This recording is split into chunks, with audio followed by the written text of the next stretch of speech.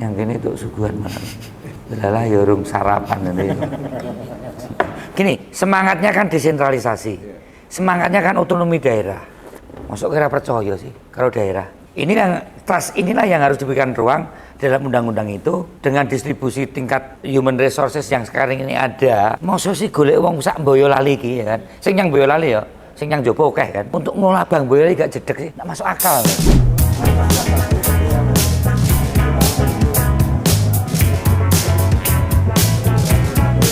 Luar biasa. Selamat pagi, Mbak.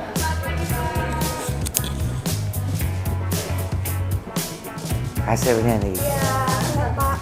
Ngesteni. Nggih, Bu. Arya Bimo kula niki, Bu. DPR Boyolali. Kantor pusatipun ini. Kantor pusat. Ini ruang customer-nya. Saya Nggih.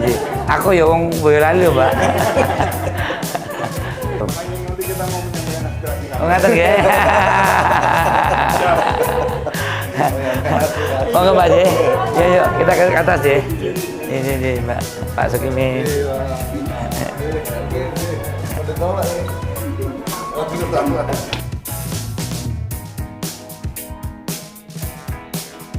Selamat pagi Sugeng Nginjang.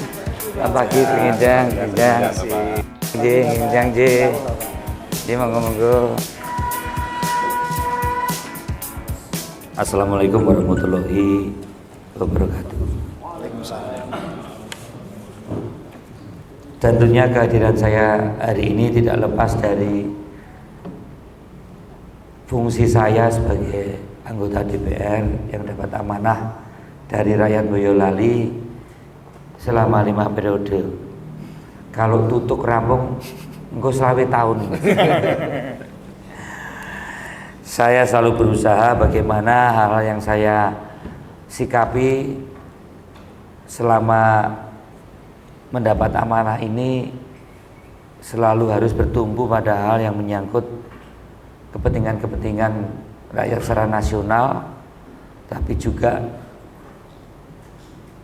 Undang-Undang MD3 mengamanatkan untuk lebih menjadikan agregat dan artikulator dari para konstituennya. Dan pada saat reses kita atau saya berusaha untuk bertemu langsung dengan rakyat Boyolali baik secara institusi maupun secara langsung untuk sebenarnya tidak banyak bicara tapi lebih banyak mendengarkan. Kalau ngomongnya nanti di Senayan sana Mas. Terkait dengan kunjungan kerja saya di sini pada masa reses ini, beberapa hal tidak lepas dari rangkaian rapat di DPR Komisi 2 bersama mitra kerja, yaitu Kemendagri, di mana Kemendagri saat ini dalam posisi sebagai mitra kerja akan lebih memfokuskan atau ada program prioritas yang selama ini belum menjadi perhatian khusus selain kemarin hanya permasalahan politik, pemilu dan yang lainnya, yaitu persoalan ekonomi daerah. Kita mulai berpikir dalam rangka otonomi daerah, dalam rangka desentralisasi. Ini tidak hanya sekedar administrasi dan politik, tapi bagaimana desentralisasi dari aspek ekonomi ini harus mendapat perhatian khusus. Tadi disebutkan selain kantor cabang, kantor pusat ada 21 kantor nggih. 20 kantor. Berarti duwe aset dong. Antara aset dan keuntungan bank ini seperti apa? ROA-nya apa? Ini kita juga ingin tahu. Kalau memang belum memberikan satu kontribusi yang begitu besar, coba deh kasih kami masukan. Opo iki ben lebih cepat Bang Boyolali ini berkembang. Untuk komposisi saat ini memang kita tidak komposisi antara jadi dari seluruh kredit yang diberikan itu untuk yang kredit produktif itu kita sudah hampir sekitar 70% dari total outstanding kredit yang kita berikan. Jadi untuk yang konsumtif itu kita hanya 30%. 30% pun ini kita sudah mulai menyusut juga.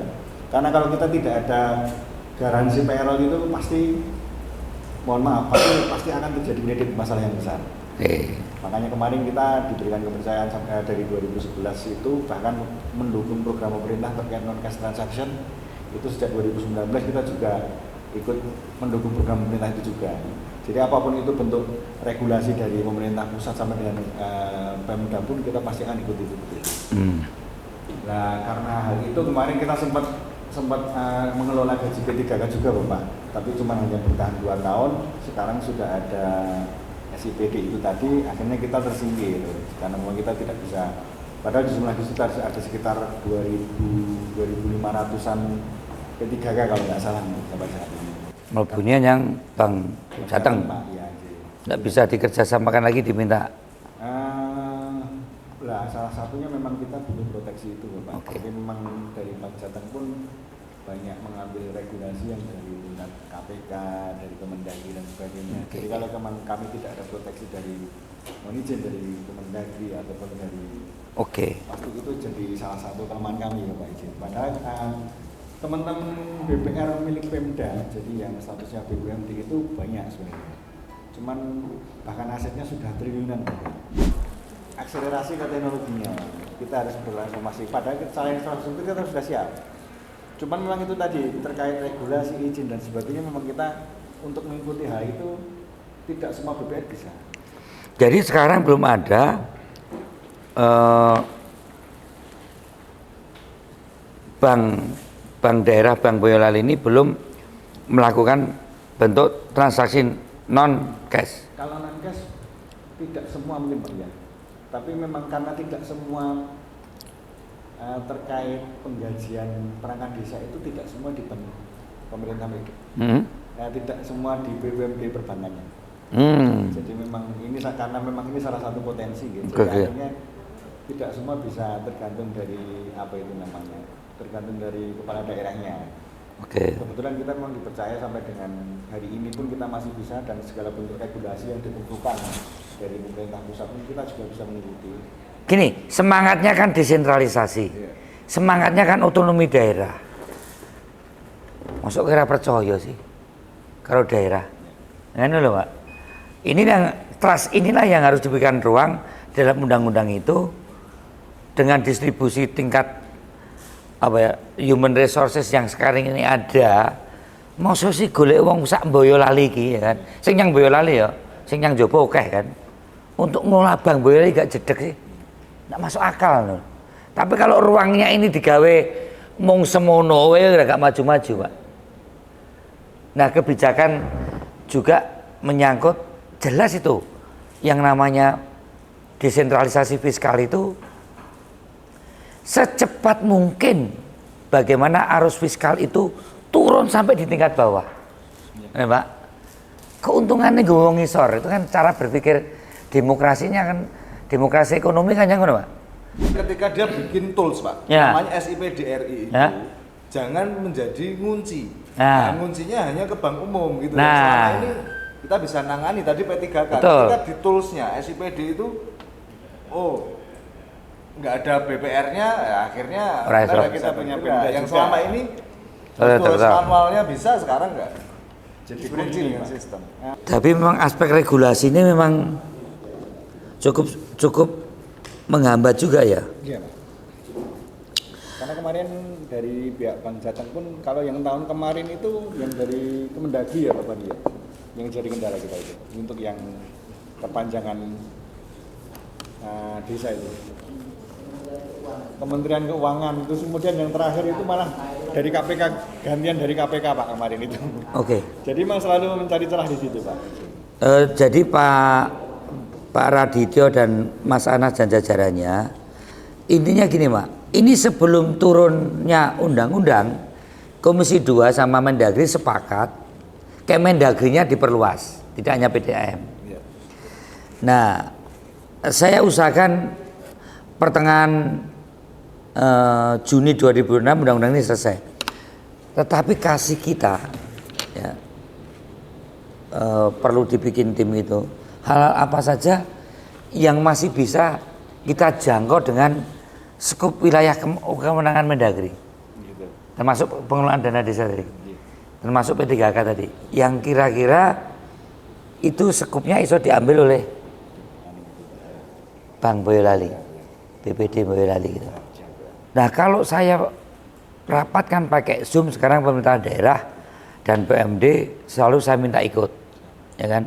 Domain itu tahu rapat komisi 2. Kita kan minta Zoom itu, pernah kan PMD, ya kan pernah. Itu mau ngomong, kalau saya kasih kesempatan ada masukan dari kawan-kawan yang ada di Zoom, itu kasih tahu kita Pak. Hal yang penting, kalau toh sampean sulit merumuskan detailnya persoalan, sampean ajak konsultan atau apa, supaya kita itu dividing. Terus terang kami di Komisi 2 juga bukan orang yang beda kalau saya di Komisi 6 ya. Memang yang masuk di situ kompetensi ekonomi, kompetensi korporasinya luar biasa.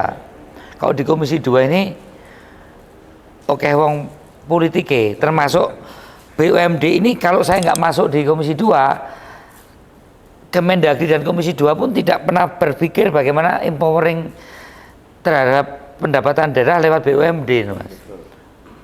Baru setelah saya masuk, ini Menteri Dalam Negeri dan Menteri Badan Usaha Milik Daerah, dadek siji wae aku muni-muni ngono. Ben tidak terlalu hanya sekedar politiknya tok, Pak.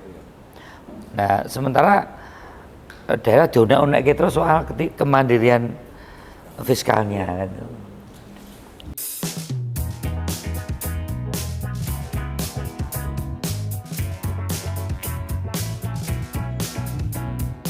Justru fungsiku kan ini Mas, antara rakyat sama pembuat kebijakan itu sampai defisit akses, gak iso jangkau Mas. Nah kita itu yang tengah ini, supaya sampai iso kerangkeng. Nah Mendagri, entah ini Pak Tito juga melihat satu pengelolaan yang selalu dalam posisi disalahkan dalam Direktorat Keuangan Daerah. Wes saiki aku juga akan mengempowering daerah ini dari segi kewenangannya. Biarkan nanti Pak Tito yang menegosiasikan. Dia dengan OJK. Dia dengan Menteri Keuangan, Mas.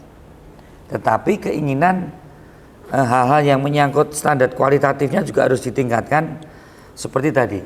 Sejauh mana monefnya antara pemerintah daerah dan Bank Boyolali, Mas. Saya kira itu Pak. Matur nuwun atas penerimaan kunjungan kerja hari ini yang telah Mas Radityo maupun Mas Anas sampaikan beserta jajarannya. Semoga ini langkah awal untuk BUMD khususnya Bank Boyolali untuk maju ke depan, yang harus dipayungi dengan aturan yang memang memberikan ruang untuk ekspansi atau untuk membuat rencana bisnis yang lebih maju. Sekali lagi, selain pelayanan pada masyarakat untuk mempercepat proses pertumbuhan ekonomi lewat lembaga keuangan seperti Bank Boyolali, kita juga ingin bagaimana bank-bank daerah termasuk Bank Boyolali ini mampu memberi penguatan pada aspek pemasukan pendapatan daerah. Itu dua hal yang nantinya akan menjadi cara pandang kenapa undang-undang BUMD itu perlu pengaturan atau pengawasan atau koordinasi badan usaha milik daerah. Spiritnya tetap otonomi daerah dan desentralisasi. Ya, spiritnya undang-undang BUMD ini bukan spirit sentralisasi, bukan spirit untuk men-take over kewenangan daerah. Tetapi kalau perusahaan daerah kemudian tidak dipercaya kompetensinya, saya kira Mendagri punya alat tool untuk memberikan penguatan. Kan itu kan? Untuk memberi penguatan bahwa jangan kemudian banyak hal yang bisa dilakukan oleh badan usaha milik daerah termasuk perbankan itu tidak diberi kewenangan karena nggak punya channeling atau unvalis penguatan di pusat ya Pak. Ya. Yang kini mau Menteri Keuangan, OJK karo Bank Umum. Sementara kita ada saluran bertindak lewat Mendagri yang ini bisa melakukan berbagai koordinasi sama Menteri Keuangan, OJK dan yang lain-lainnya. Jadi itu yang akan kami buat, kami susun spirit desentralisasi dalam konteks ekonomi dan konteks keuangan ini harus secepatnya dilakukan supaya pertumbuhan ekonomi cepat. Saya percaya nanti kalau bank daerah ini diberikan ruang yang lebih besar dalam pengelolaan aturan yang ada, saya kira dua fungsi tadi lebih bisa terwujud. Matur nuwun untuk semuanya. Terima kasih. Wassalamualaikum warahmatullahi wabarakatuh.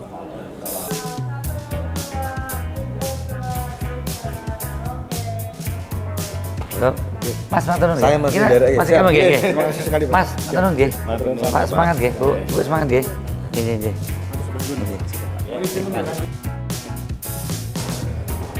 Pemuda juga ada usaha. Kang Boyolali, melesat. Terima kasih Pak. Terima kasih, Sehat selalu Bapak. Terima kasih Pak. Nggih, Bareng Remi.